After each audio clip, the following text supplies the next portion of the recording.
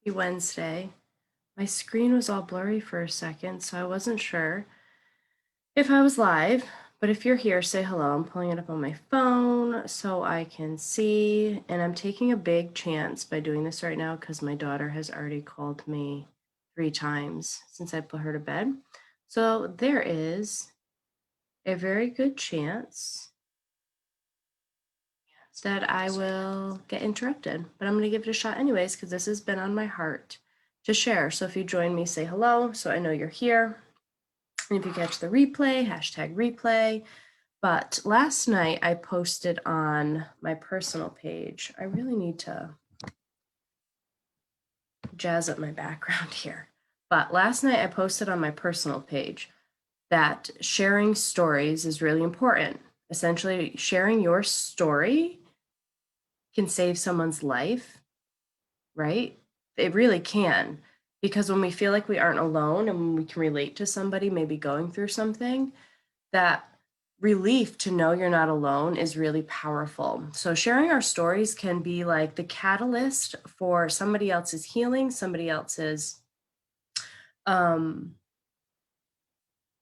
transformation, somebody else's anything. It might be the spark that gets them to say, "Oh my gosh, if they can do it, so can I," or "Oh my gosh, it feels so good. I'm not alone."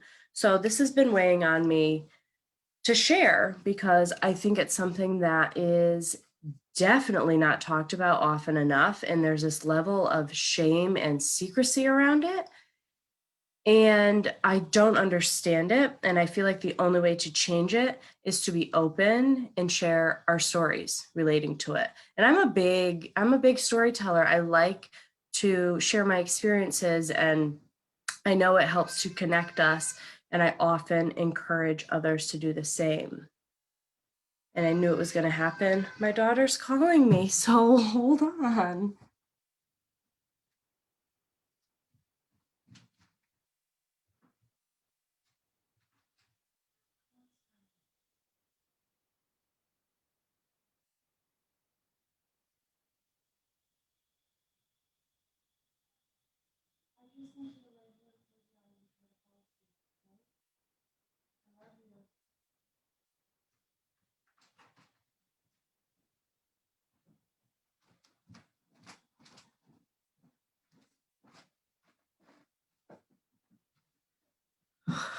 I'm back and guaranteed it's going to happen again. So I'm going to go quickly. She took a nap in the car, which she doesn't nap anymore. So I think but anyways, yes, sharing our stories connects us as humans. It makes us real, and it kind of like sheds light on all aspects of life, right? Especially on social media when you're scrolling and things often seem picture perfect and like, these people are just living these amazing lives. So to get real, to share stories, super important. So I wanted to share my experience with postpartum depression and anxiety. Now, I feel like it started to creep up again now, this time around with my son. He's 1. But after I had my daughter, um, I suffered from it pretty bad, and I was quiet about it. There's so many different reasons I think why women, excuse me, don't really speak up about it. For me, it was not really necessarily wanting to acknowledge it. I was ashamed of the thoughts I was having, and I felt like something was wrong with me. It's like becoming a mom and giving birth and having a baby, it's like always so glorified. And when I had my daughter and I didn't have that immediate, like, oh my gosh, I love her and this instant connection, I felt actually the opposite of that. Um, it was really hard to grasp and to not feel ashamed of it. So the first like 6 months of her life, I wasn't good. I wasn't good. And I think it's side note, it's really important when women have babies that we really, really, really love on the mama, right? I know our instinct, of course, is to ask how the baby is, but ask how mom is. See what you can do to help her. She, she is going to need more than she's going to ask for. So after I had my daughter, I was not in a good place. I wasn't in a good place when I got pregnant with her. I had left my career, I had health issues. I was just really low, struggling with depression, anxiety, all of that. So then I had her, and all of a sudden, these overwhelming thoughts of like, what did I do? I want my old life back. I don't like this. I didn't want to be a mom. And I was so anxious when it was just me and her that like I was never home. I was never home. It was just easier for me. Her birthday's in May, so it was nice out. We would just leave and go somewhere every day because it was really hard for me to be home and alone with her. Um, and with breastfeeding and nursing, like, oh, it was the hardest thing for me. And I was so dead set. I was so gung ho. I went to classes and I was like, I am going to do this. If I say I want to give up, don't let me. I'm not going to. Um, yes, you felt so ashamed feeling that. Yeah, there's so much shame. And we keep things quiet because of it. But I lost my train. Oh, with breastfeeding, and I had this like thought like, okay, not only did was I so dead set on it that I don't want to like give up, stop. Really, it's just stopping. Um, I was just like, no, like I can't do this. I said I was going to do it, and it was so hard for me, and I was super uncomfortable in my body and in my skin and my boobs. I'm like, oh my God, they're huge. It's uncomfortable. Are they going to stay like this forever? I would watch the clock, and when they're really little, they're eating like every 2 hours. I would watch the clock, and the closer it got to the 2 hour mark, the more anxious I got. And I hated it. I absolutely hated it, which then made me feel guilty, right? Because I knew that that was originally what I wanted to do, and it wasn't working out, and it was messing with my head. It was definitely making all of the anxiety and depression even worse. And it took my mom saying to me, just like, you can stop and you can start giving her formula. And I was like, I can. She's like, you need to be okay. Like, it was evident I was not okay. And that was a big part of it. The lack of control, I felt like I didn't have control and have control over my body, over like the feeding. For some reason, I felt like, okay, if I give her bottles, it's going to be more regimented and I can be in control. And that's what ended up working for me. So at the end of the day, when it comes to like nursing and breastfeeding, like do what works for you. I recognized very quickly that it was, yeah, it's hard in the beginning, but it was a different level because of the anxiety it was giving me. I was not, it was not good. And honestly, as soon as I stopped, as soon as my mom said that, I felt this huge, like, oh, okay, relief. And guess what? My daughter is 4.5 and she's fine. She's totally fine. And Jasper is 13 months old and I'm still nursing. Every experience is different. Every experience. I went into it like, okay, I'm going to try it. If it works, great. If not, I'm just going to give him formula. Like at the end of the day, I knew I needed to be okay. So when I stopped with Scarlett, like things got better, but I definitely just was not in a good headspace. And I remember having thoughts that I have not said out loud to many people.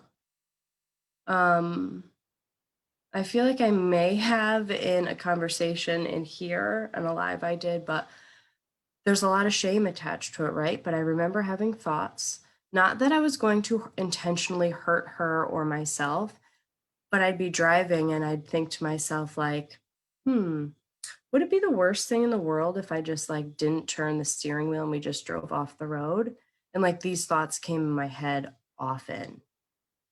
And like sleeping at night, I know there's like a lot of anxiety around like, excuse me, SIDS and when they're sleeping, and they have like bed alarms and oxygen monitors, which to me just adds to the fear.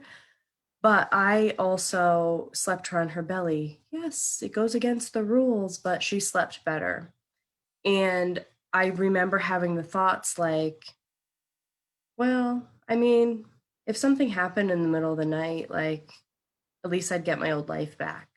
And even saying that now feels like it's hard. It's hard to acknowledge and admit that I had those thoughts and that I didn't get help for it, for a variety of reasons. Sometimes it's like looking back, I can see it. I can see where I was at and how hard it was. But in the moment, in that time, I was never thinking like, "Oh, I should talk to my doctor," or I should, um, maybe, excuse me, see a therapist. Like, no, I knew the thoughts weren't ones that I wanted to be having, but I didn't necessarily recognize the problem. And it was, I'd say, the first 8 months of her life that I was just like, give me my old life back. Give me my old life back. That's all I wanted.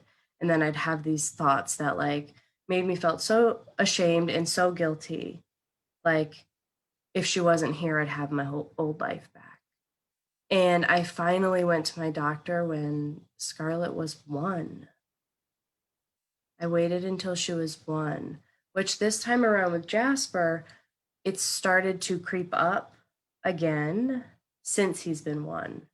So it really can, I feel like, can come at any time. But I remember going to my doctor and she was like, well, typically we only treat postpartum depression, within that first year of when the baby's born. But I'm going to write you a script to try Zoloft. I'm pretty sure it was, which I had been on before. And it helped me. It helped me tremendously after I had a miscarriage, which that is a whole other story that I will share at another time that has also been on my heart to share because I know that, I mean, so many of us have experienced it. And I feel like it's just now starting to become something that women are okay talking about because of the healing that comes from it. But that's another story. So she gave me a script and, recommended a therapist. And I was like, okay. At that same time, I started making like just a lot of lifestyle changes. I was a hairstylist for 10 years. It was like my life and I loved it. And then that was gone because of my health. And then I got pregnant and I was doing the stay-at-home mom thing. And I felt that like total, oh my gosh, identity crisis. Who am I? I can't even carry a conversation with people unless it's about baby poop and throw up. I felt so far removed from my old life that it was really, really hard to adjust. And it's just hard in general to adjust to becoming a mom. So, for all you mamas out there, just know you're doing amazing. You're doing amazing. Ask for help, find support, lean on other moms. Like, it's so important for moms to stick together, right? And to like leave all the bullshit judgments and comparisons and like whatever, leave it at the door. We all have our own way of parenting, but we need each other's support and we need to talk about these things and normalize them, right? So we can all heal. It's healing the collective. And when we share our stories, we have the power to do that. We have the power to heal the collective, and it helps us heal too. This feels healing to me just speaking it out loud. All right. With that, I'm going to leave you and I'm going to remind you you are beautiful and worthy and so much more than enough. Sending you so much love.